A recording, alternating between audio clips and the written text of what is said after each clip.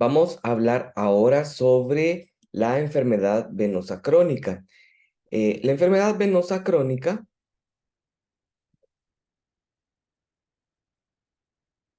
primero vamos a saber o a preguntarnos qué causa la enfermedad venosa crónica. Como hemos dicho en otras clases, lo que causa la enfermedad venosa crónica es la hipertensión venosa crónica ambulatoria. La hipertensión venosa ambulatoria sostenida es la principal causa de la enfermedad venosa crónica.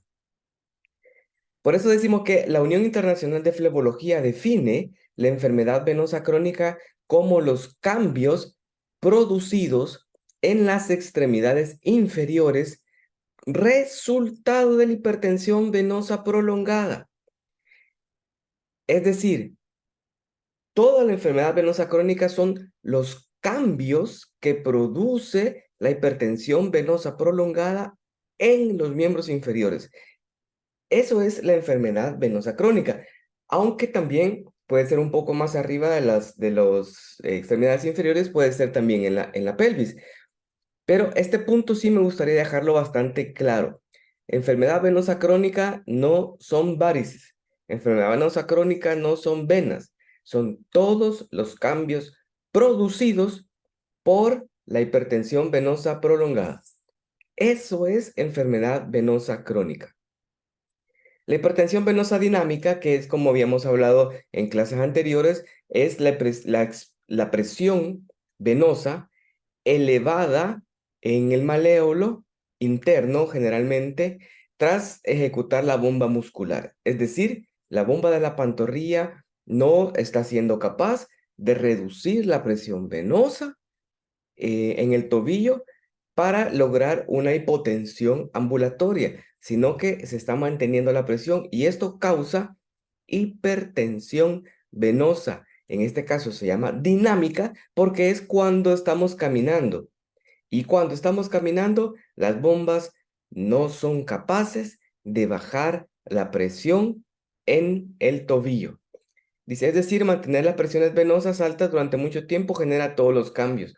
Todos tenemos hipertensión venosa en algún momento, cuando estamos de pie, estamos mucho tiempo de pie. Se dice que a los 30 minutos ya comienzan los mecanismos de formación de úlcera a funcionar, pero nuestro sistema muscular es lo suficientemente capaz como para bajar esa presión cuando caminamos y nos movemos, lo que evita que nos dé úlcera. Y cuando los pacientes, este sistema ya no es capaz de bajar las presiones en el tobillo, es cuando se produce la hipertensión venosa prolongada. La enfermedad venosa crónica hay varios documentos en donde se habla sobre la clasificación de la enfermedad venosa crónica, cómo vamos a llamarla, cómo vamos a enumerarla, y esa es la clasificación CEAP, que se originó en 1994, fue la original, pero en el 2020 ya hubo una revisión porque habían algunas cositas que habían quedado fuera. Ya en 2020 hubo una revisión de la clasificación SAP, que es la que vamos a ver en este momento. ¿Qué puede causar hipertensión venosa prolongada o qué puede causar enfermedad venosa crónica? Pueden haber causas primarias como debilidad parietal después de un trombo, o sea, un síndrome postrombótico, que los pacientes no tengan válvulas, problemas congénitos como el síndrome de Klippert-Trenaunay, o secundarias como causas obstructivas no trombóticas a la cabeza, la obesidad, de la que es de las más importantes, que se comporta como una obstrucción propiamente dicha.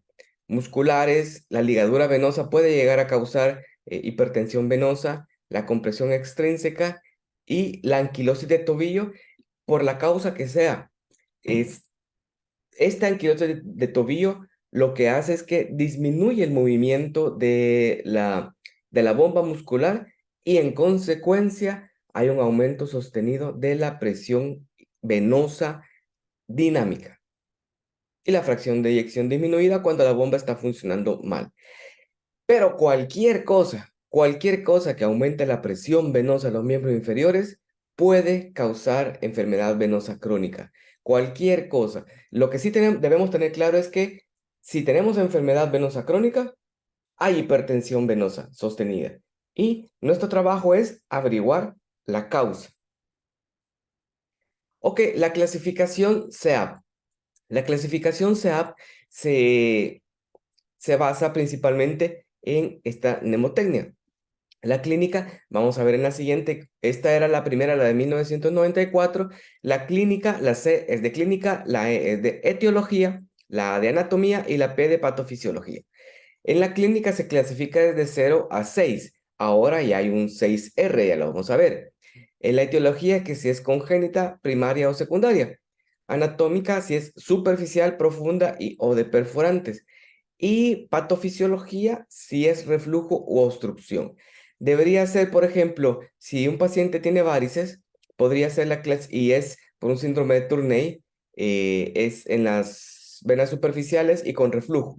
Debería ser C2S ASPR. Esa sería la clasificación completa. Generalmente, lo que se hace es únicamente utilizar la letra C. Es para una manera de abreviar, pero deberíamos hacer toda la clasificación completa. Esta es la última clasificación, la del 2020, en donde ya se incluyen las letras R y la letra C en la 4 que vamos a ir viendo más adelante y la letra R en el CEAP 6. Esto es nuevo y nos ayuda a clasificar un poco mejor la enfermedad venosa. Podemos ver el CEAP 1 son telangiectasias o varices reticulares. Son venas dilatadas de 1 a 3 milímetros de diámetro. Pueden ser rojitas, pueden ser azuladas, pues, por ahí pueden haber unas verdes, pero estas son, las CEAP 1 son las que generalmente se tratan cuando uno está haciendo fleboestética, pero el paciente debe saber que esto es enfermedad venosa crónica, que esto ya es una enfermedad venosa, que ya existe hipertensión venosa sostenida. Al paciente hay que hacerle énfasis en eso porque no es, en muchas ocasiones sí puede ser un problema netamente estético, pero ya está entrando en la etapa 1 de la enfermedad venosa. La etapa 2, donde tenemos venas varicosas. Estas son venas varicosas que están dilatadas y tortuosas. Las venas varicosas son, en teoría, venas de mayor de 3 milímetros de diámetro. Pueden ser cualquier vena superficial. Y la diferencia entre el CEAP2 y el CEAP2R es que el CEAP2R son venas varicosas, pero recurrentes. Es decir, ya hubo un tratamiento. En esta paciente de la izquierda vemos una vena varicosa que no ha sido tratada. Sería CEAP2. Esta otra paciente ya tuvo un tratamiento, tuvo un procedimiento quirúrgico y volvieron nuevamente las varices, entonces es un CEAP2R. Es importante esta clasificación porque si un paciente luego de la cirugía tiene de nuevo varices, quiere decir que la hipertensión venosa no se corrigió y hay que buscar la causa, qué es lo que está causando esa hipertensión venosa. El CEAP3 es edema. Generalmente es un edema unilateral. En este paciente tenía edema bilateral y podemos ver aquí cómo este paciente tiene inflamación y edema en ambos miembros inferiores. El edema, generalmente hay mucho paciente y personas que en teoría no tienen enfermedad venosa que al final del día tienen los pies hinchados, pero cuando se acuestan a dormir y todo, al día siguiente pues ese edema ha desaparecido. Estos pacientes generalmente eso ya no sucede. El edema permanece aún después de dormir. Entonces ya hay un problema venolinfático. Ya el edema ya no se reabsorbe, ya no se es capaz de reabsorber ese edema. Aquí podemos ver otro ejemplo de edema. El SEAP4 es pigmentación. Son los cambios de color en la piel. Los cambios de color en la piel. Una cosa importante es que esta clasificación es clínica, pero no significa que el paciente deba pasar por SEAP 1, 2, 3, 4. No. Puede incluso venir con SEAP4 de una vez, sin tener varices, sin haber pasado por el SEAP2 y sin tener ni una sola arañita. O sea, no es consecuencia. Esta clasificación se hizo simplemente para lograr evaluar las etapas en las que está, pero no son consecutivas en gravedad. Aquí tenemos más pigmentación. Esta paciente pues tiene pigmentación y además tiene edema. Esta paciente tiene pigmentación y además tiene varices. O sea, pueden coexistir esta clasificación. Puede tener un SEAP2 con un SEAP4, puede tener un SEAP2 y un SEAP3. Y lo que se hace en estos casos es que se clasifica a la paciente con el SEAP más alto que presente. Es decir, esta paciente, lo vamos a ver más adelante, ya tiene una úlcera cerrada. Entonces se clasificaría como SEAP5, que lo vamos a ver. Pero porque tiene SEAP2, SEAP4, pero ya tuvo una úlcera, entonces se clasifica como la más alta, en este caso SEAP5. Y esto es importante, la corona flebestática, que es la C4C. La corona flebestática es un patrón en forma de abanico que se ve en la zona del maléolo interno. Esta clasificación, esta corona flebestática nos está indicando, si ustedes se fijan, solamente son telangiectasias, que estaría en la clasificación SEAP1, pero por la ubicación ya se catalogan como un SEAP4C, lo que significa que clínicamente este paciente tiene reflujo o hipertensión venosa proveniente de la vena safena mayor hasta no demostrar lo contrario. Si un paciente llega con ustedes con un SEAP4C y les dice, mire doctor, mire doctora, yo me quiero quitar estas arañitas porque no me gustan, se me ven feas. Usted le dice, está bien, usted está en la clasificación de C4C, lo que significa que es necesario un mapeo venoso para descartar que no tenga un problema safeno y tengamos necesidad de ablacionar la safena. Porque si no, ustedes pueden eliminar esto mediante espuma, pero va a recurrir. La hipertensión buscará salida, buscará dilatar otras venas y pues nuestro trabajo es eliminar la hipertensión, no tanto eliminar varices, porque la varice es una consecuencia de la hipertensión. Y sí podemos eliminar varices y debemos eliminar las varices, pero sin perder el objetivo de eliminar la hipertensión venosa sostenida. El C5 es una úlcera cerrada. El paciente ya tuvo úlcera y cicatrizó. Eso es un paciente con SEAP5. El SEAP6 es el paciente que tiene una úlcera activa.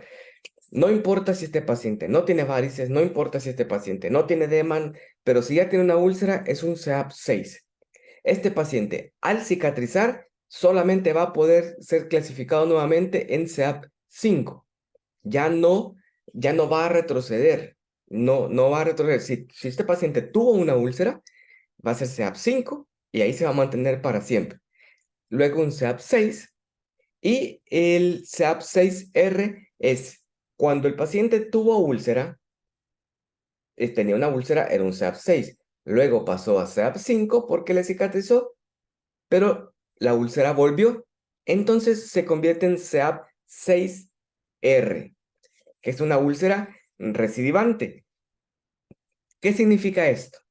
Significa que la hipertensión venosa no se resolvió.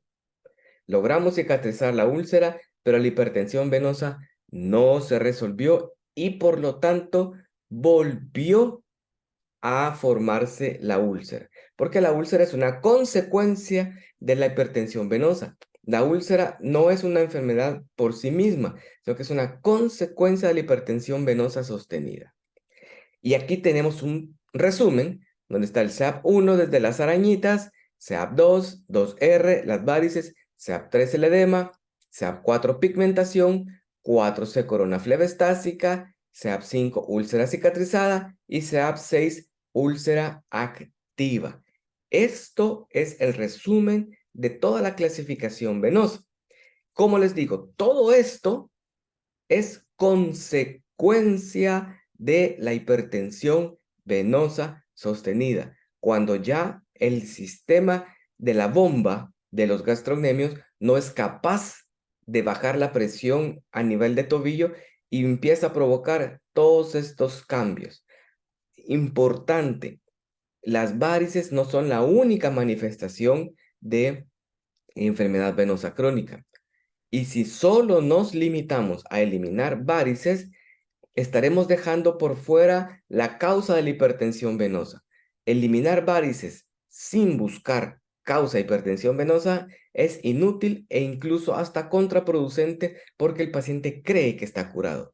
Y esta enfermedad no tiene cura, no hay cómo eliminar la enfermedad venosa crónica. Lo único que podemos hacer es mantener el paciente sin hipertensión venosa. Ese es nuestro trabajo, buscar la causa y mantenerla sin hipertensión venosa, utilizando cualquier método de los que nosotros dispongamos, ya sea ablación química endovenosa, ablación térmica, compresión. La compresión no debe faltar en absolutamente ningún paciente venoso y la compresión es de por vida. Ahora, ¿qué pasa en el embarazo? Esto del embarazo también es muy importante porque en el embarazo lo que tenemos es una obstrucción, digámoslo, mecánica de la vena cava y esto podría crear cierto reflujo. En el embarazo, pues hay factores genéticos que nos obligan, bueno, no que obligan, sino que hacen que la paciente tenga varices. No todas las embarazadas tienen varices, pero cuando la embarazada tiene problemas de enfermedad venosa crónica, es generalmente por, tiene una predisposición genética, hay un aumento de la presión de la vena cava por el útero grávido y los factores hormonales también los factores hormonales propios del embarazo pueden hacer que estas venas tengan mayor tendencia a dilatarse. El útero presiona sobre las venas, como les decía, y eso puede causar una obstrucción, como la causa la obesidad también. Hay un aumento del flujo venoso, hay distensión de los vasos. En estas pacientes embarazadas, que también es cuando tienen problemas venosos, le compete al flebólogo evaluar este tipo de problemas. Este tipo de pacientes necesita la compresión sí o sí. La compresión les va a ayudar muchísimo a las pacientes embarazadas, debido a que hay un aumento de la presión venosa por todos estos factores que nosotros hemos hablado antes. Y claro, la compresión de la cava. El diagnóstico. El diagnóstico se hace igual que la que no está embarazada. O sea, tenemos que hacer un mapeo venoso, tenemos que buscar si hay signos de congestión pélvica, todo eso lo vamos a hacer igual como que fuera en una paciente no embarazada y también pues vamos a buscar el índice tobio-brazo, aunque la edad en que las mujeres se embarazan pues es generalmente no es una edad muy alta y la enfermedad arterial puede que no esté presente, pero como rutina nosotros siempre tomamos el índice tobio-brazo en todas las pacientes embarazadas, perdón, en todas las pacientes con enfermedad venosa crónica y en un reciente estudio hecho por nosotros que está próximo a publicarse, hemos encontrado que más o menos entre el 46 y el 51% de las mujeres o de los pacientes con enfermedad venosa crónica, sea 6 tienen enfermedad arterial periférica de moderada a severa. Es decir, ya se convierte en un problema mixto. Y es por eso que nosotros siempre en todos los pacientes tomamos nuestro índice tobillo-brazo. Aquí podemos ver una paciente embarazada que ya tenía problemas venosos, ya tenía una enfermedad venosa crónica antes del embarazo. Y ella fue muy, muy diligente y dijo, mire doctor, yo eh, me voy a embarazar, fue un embarazo planeado, esta paciente había tenido problemas para quedar embarazada, pero lo planificó bien con su ginecólogo y todo, y se embarazó y me dijo, yo no quiero que las varices se me hagan más grandes. Entonces nosotros la mantuvimos monitoreada con su mapeo venoso, con sus medias de compresión, porque el problema venoso que tenía ella era este, y no quería que volviera o que se hiciera mucho más grande. Entonces la mantuvimos controlada y pues gracias a la disciplina de la paciente, pues logramos que esa enfermedad venosa no avanzara y que ella lograra tener su parto con un final feliz. Pero ¿cómo hacemos si la paciente ya está embarazada y dice, mire doctor, tengo varices, ¿qué hago?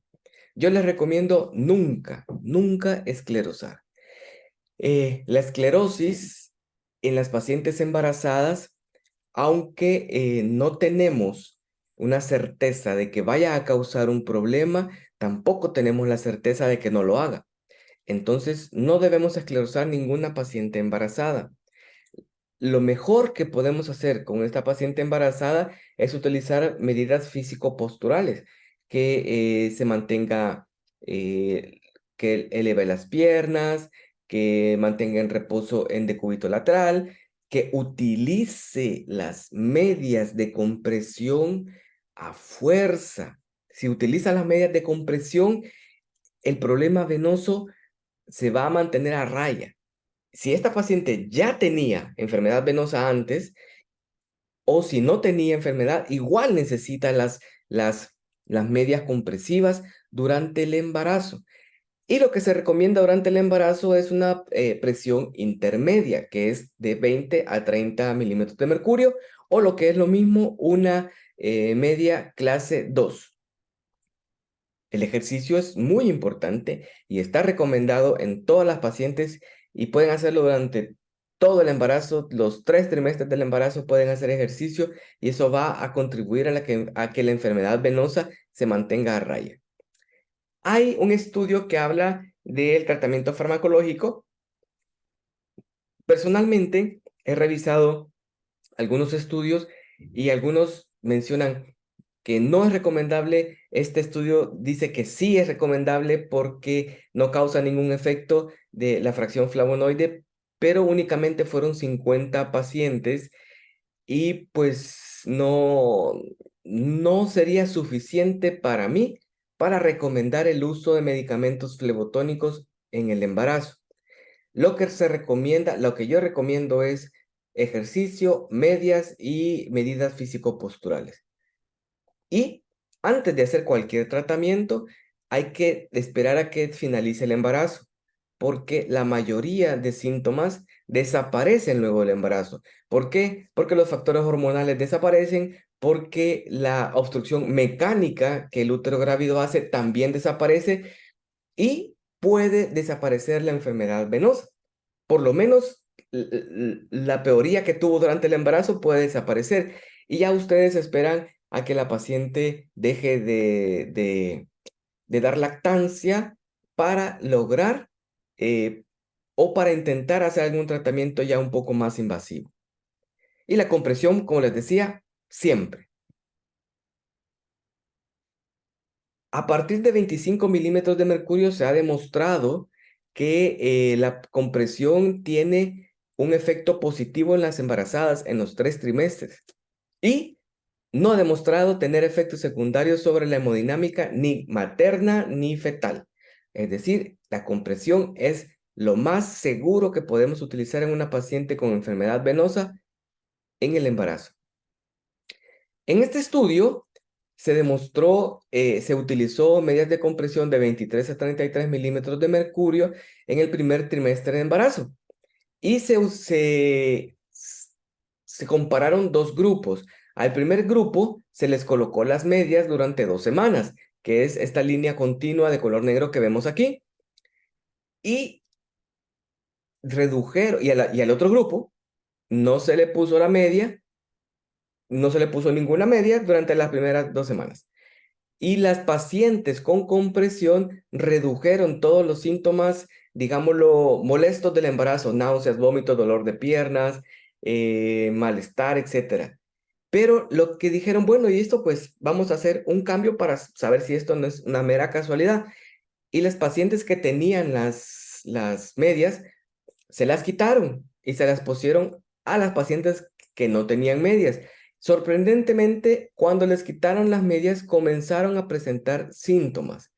Y las que tenían síntomas y les colocaron las medias, comenzaron a bajar sus síntomas. Esto significa que podemos atribuir la mejoría a la compresión. Y es muy importante utilizar compresión en enfermedad venosa crónica en el embarazo. Incluso si no están embarazadas, es sumamente segura y hemos visto que ayuda a mejorar los síntomas del embarazo.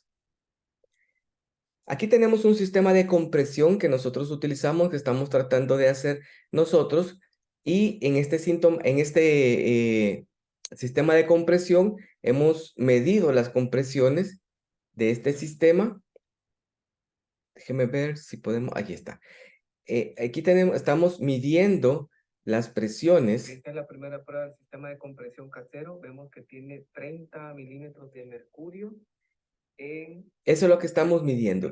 Si nosotros logramos hacer un sistema de compresión que sea efectivo y que logre las compresiones adecuadas.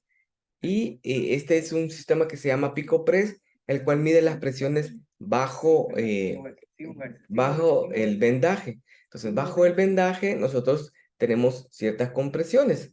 Vamos a ver cuánto tiene de presión. Y logramos ver, vamos a ver un poquito más adelante, cómo hace presión de trabajo y presión de reposo. El movimiento de Crico. Hay una oscilación muy baja.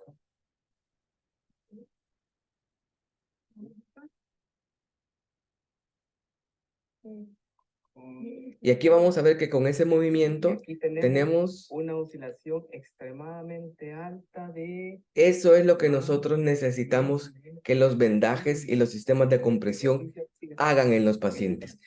Si no hace eso, entonces el sistema de compresión no funciona. ¿Queda algo más? Claro, tenemos las varices vulvares, que estas no están clasificadas en ningún lugar. Y si ya están en la pierna, pues las podemos clasificar como un CEAP2. Pueden presentarse con o sin embarazo. Son más frecuentes en las mujeres que están que han tenido múltiples embarazos.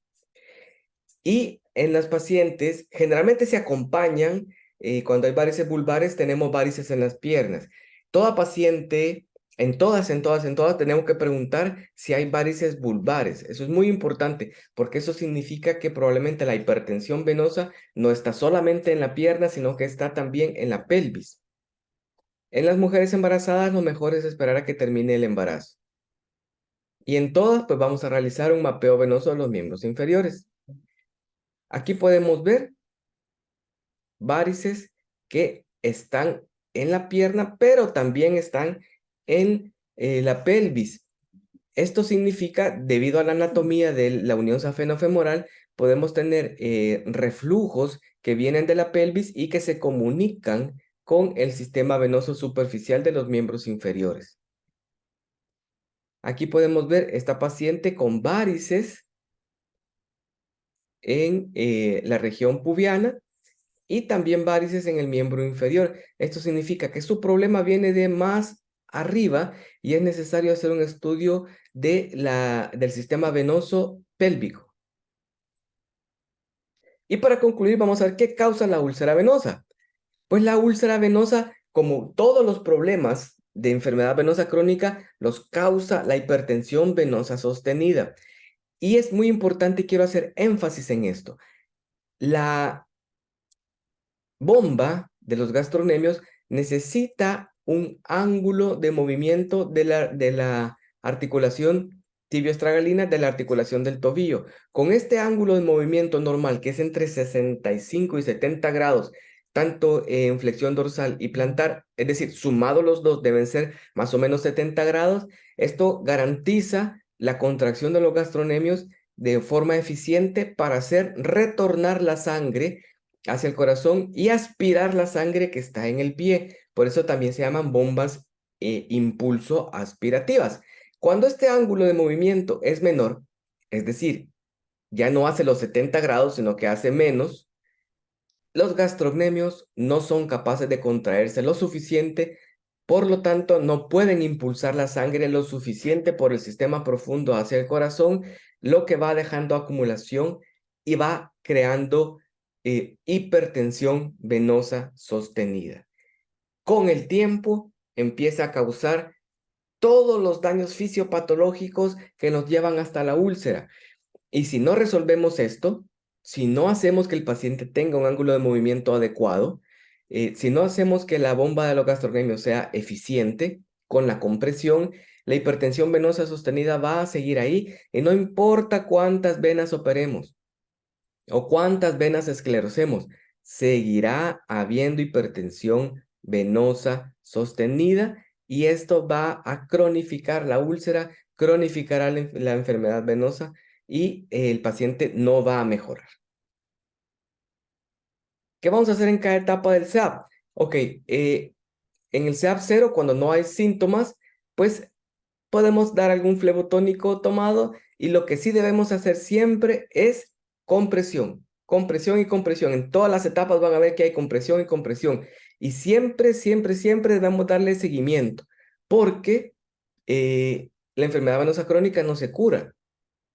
Y si no se cura, pues vamos a tener que estarle dando seguimiento para ver que no esté empeorando.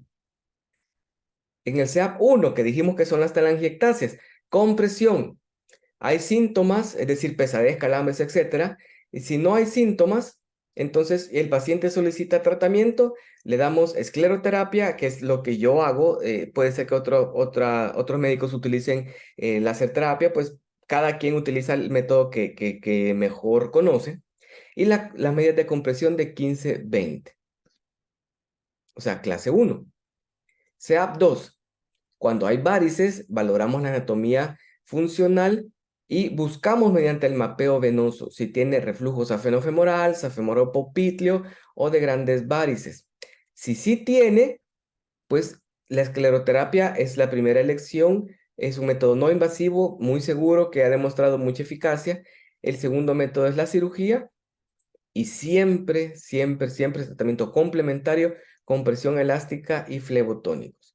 No se puede dar al paciente tratamiento, el que sea, sin compresión. No se puede.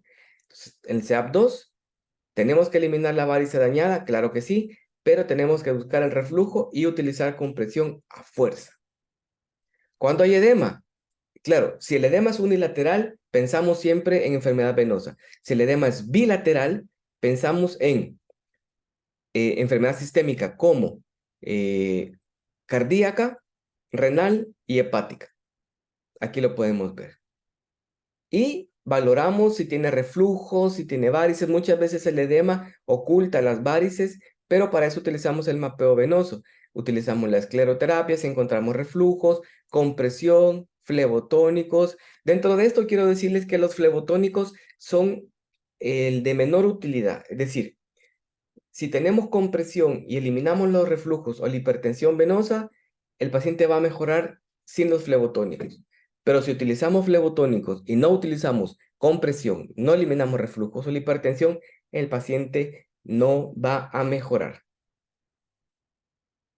En el SEAP 4 o 5, el SEAP 4 es cuando ya tiene la pigmentación, el SEAP 5 cuando ya está la úlcera cerrada, y volvemos a valorar porque puede ser que el paciente siga teniendo varices, hacemos un mapeo venoso, si este paciente tiene enfermedad venosa, varices, tratamos las varices siempre. En mi caso, yo prefiero la escleroterapia y la compresión. Con esas dos cosas vamos a tener muy buenos resultados. Y en todos los pacientes utilizar la rehabilitación vascular periférica. Esto es para mejorar el ángulo de movimiento del tobillo, lo que nos va a permitir que se vuelva eficiente la bomba de la pantorrilla. Y también fortalecer la pantorrilla y crear músculo nos volverá eficiente la bomba impulso operativa de la pantorrilla.